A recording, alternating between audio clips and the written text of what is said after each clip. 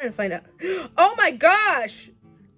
This has 255 milligrams of caffeine. Like a normal cup of coffee, I think has like 35 or 40. Hey, welcome back to the Book and Beverage Review, where today we have some very interesting things we're going to be talking about. Our book is going to be David Hankins's new novel, Death and the Taxman. David Hankins is an award winner of L. Ron Hubbard's Writers of the Future Award. And also right now, as of today, his current release, Death and the Taxman, is on Amazon's top 20 of new humor releases. He actually released it in April, on April 15th on Tax Day, which I thought was really cute and adorable that happened.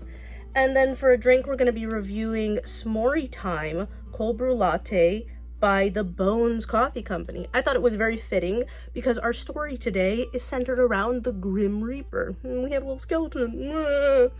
Let's get into a book and sip a latte. So let me look over my notes here. Okay, so this Bones Company, some of their drinks are really hit and some of their drinks are really miss. Case in point, their Holy Cannoli drink was tasty, but it didn't taste like cannoli that much, but their Fruity Pebbles cereal electric unicorn drink tastes like Fruity Pebbles. I didn't get to try the Cinnabon one. I would like to, but every other drink that I had from them was really good. I'm gonna be putting mine on ice today, but I didn't have that much ice. My ice spilled all over the floor. It was a long story, but the dogs were happy. They got to chew on it. I have a German Shepherd and a Jack Russell Terrier mix, so I'm going to try it just straight.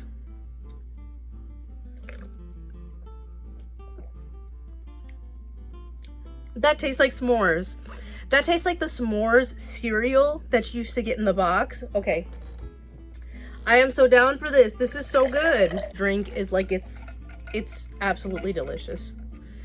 It has that sort of marshmallowy but kind of brown sugary flavor to it, graham crackery. So yes, it does have a s'mores flavor, and I'm very surprised because sometimes like coffee drinks and latte drinks, they say they're gonna taste like something, but they never do. Case in point, the Twinkies and the Ding Dong Hostess lattes taste literally like Starbucks coffee flavored coffee. But ironically, that to me just tastes like the milk that you get after you eat that's the cereal, like Sugar Bears, Honey Smacks, or whatever you call them. So yeah, I'm a fan of this. This actually got that s'mores essence in there. That's good. So now let's talk about our book. It centers around the Grim Reaper and kind of his story of like how he gets along in life, and he's kind of lonely, and he just kind of goes from place to place doing what he has to do. He can stop time with his I think it's pronounced scythe. So he can I always see it. This is how it's written. But he can stop time. This is one of the really cool things. That is revealed later on to be one of 3 holy blades in sort of this story, which his scythe is called Grace, and then there is one named Mercy, and there's one named Faith. So these 3 sort of holy blades are just existing in the universe, and he doesn't know where Faith is, but he knows that Mercy was taken with his ex, who is also an angel, down into sort of hell when this great battle with the Nephilim happened. So there was a lot of references, biblical references here. So David Hankins definitely knew his stuff when he came to a lot of the history. Some things were not exactly biblically accurate, but I mean, it's a fiction novel. The writer's allowed to take creative liberties, but it essentially follows death, and he's just he feels like he's in a limbo place. So he goes to reap this guy named Frank, who works for the IRS of all things, and Frank is immediately shocked, but then he says, "Would you like some tea?" And Death says, "Well, I'm never offered tea. That's actually a really nice change." And he sits down and has tea with him, and then all of a sudden, his body gets switched with this IRS man. And so the IRS guy becomes the Grim Reaper and runs off, and then Death is stuck now in a human body.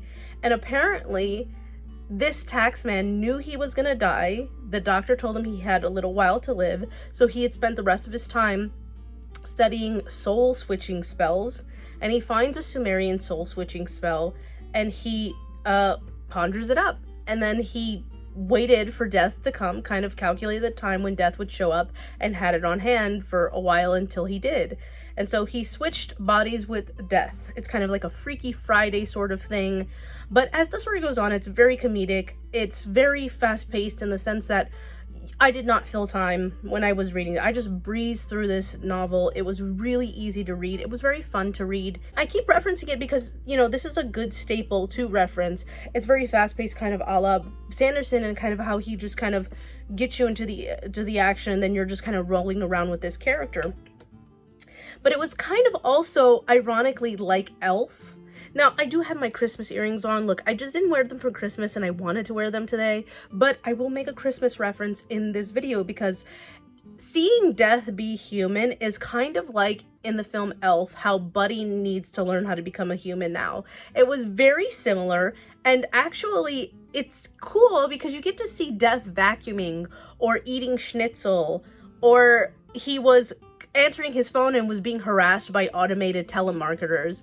So to see Death in these kind of really awkward positions, and he kind of doesn't really understand what it means to be human, it was very amusing. I know that's what the writer must have been going for. You know, David was probably trying to make it seem like this crazy juxtaposition where you have this really terrifying character, or is supposedly terrifying, put in these very mundane, regular life positions, and how weird does that look, but how interesting is it to him? It's very hard on the Grim Reaper to be in these positions, but he's actually having kind of a good time sometimes. Moving forward, he goes out on a date.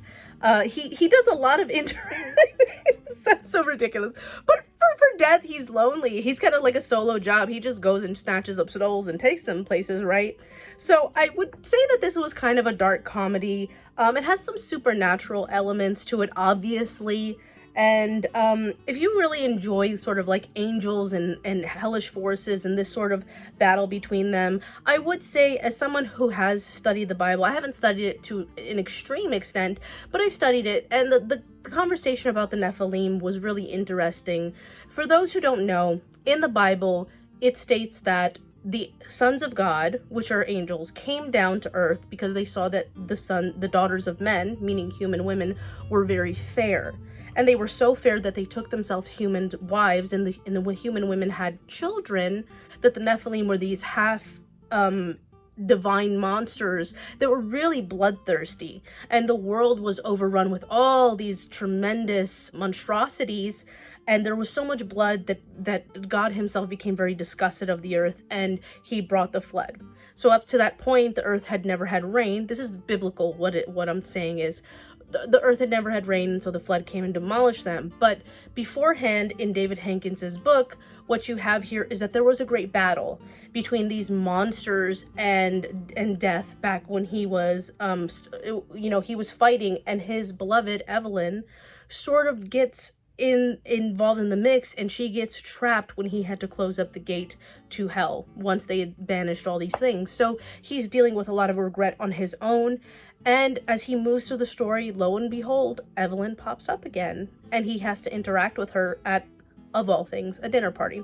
So I don't know if this is too much spoiler. I think that it's actually really fun. I think that there's a lot to be said for this book, and the ending is actually really fun too.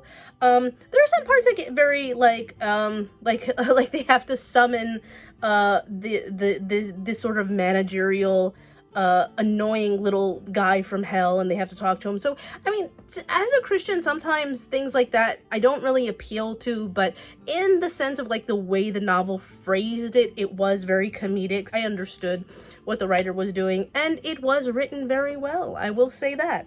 It is well written. So this is how you can see that the story is good, but also the writing is very compelling. The characters are compelling. Death also in this novel cannot lie. And so that's very amusing to see him in positions where he can't reveal who he is, but he has to kind of sneak around it.